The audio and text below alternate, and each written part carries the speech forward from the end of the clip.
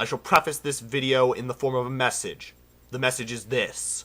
Fuck you, President Karzai, Mahmoud Ahmadinejad, and King Abdullah of Saudi Arabia.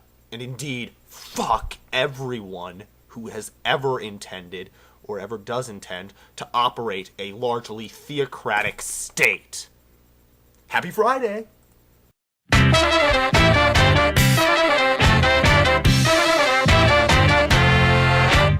Alright, so you've got two things. You've got government.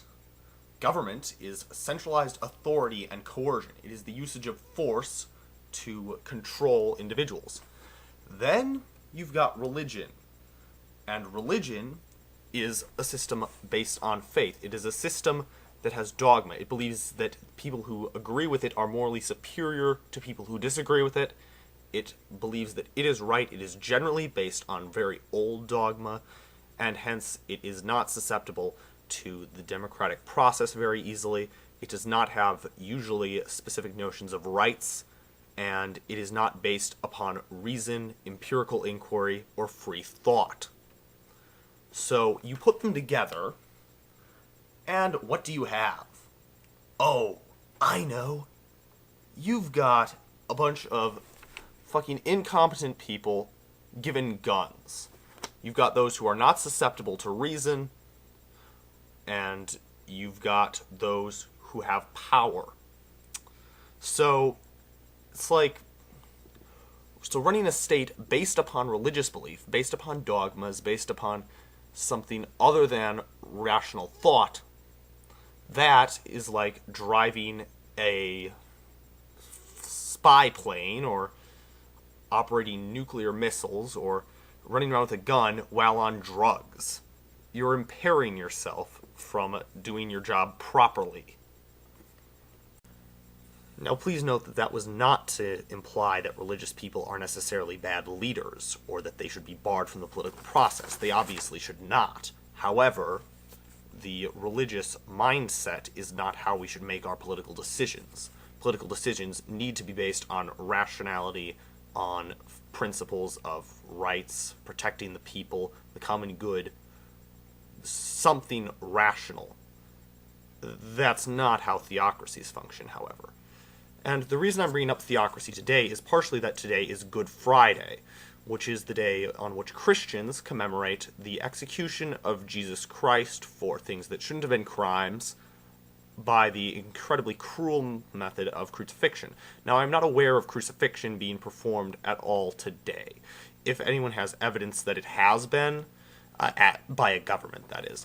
If anyone has any evidence that it has been, please link me to it, because that sounds like something we should be fighting against. But a similarly cruel method of punishment, something that also constitutes death by torture, is practiced, and that is the practice of stoning people to death. Now, in Islamic theocracies throughout the world, stoning is still an accepted form of punishment. And it's not even stoning people for committing rape or murder, or things that we might think in our society warrant capital punishment or the worst punishment. No. Here's what you use stoning for.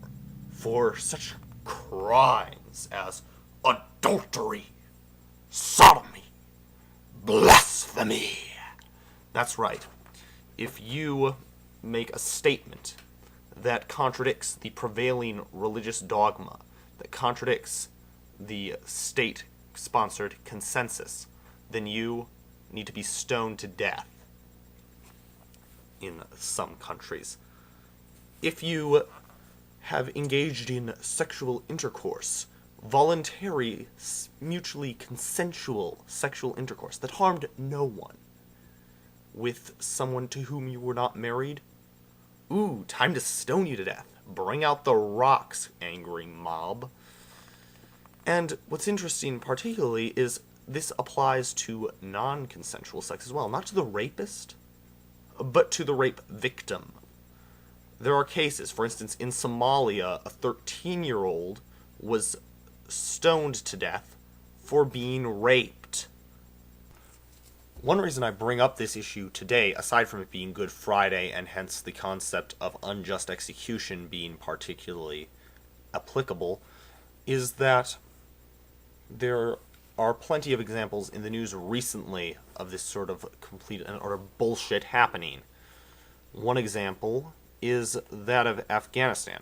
Now, Parvez Kambakhsh, who you may recall was arrested for blasphemy for distributing women's rights literature. He was originally set to be executed, but now he simply faces a 23-year prison sentence for something that shouldn't be a fucking crime. He is still in jail.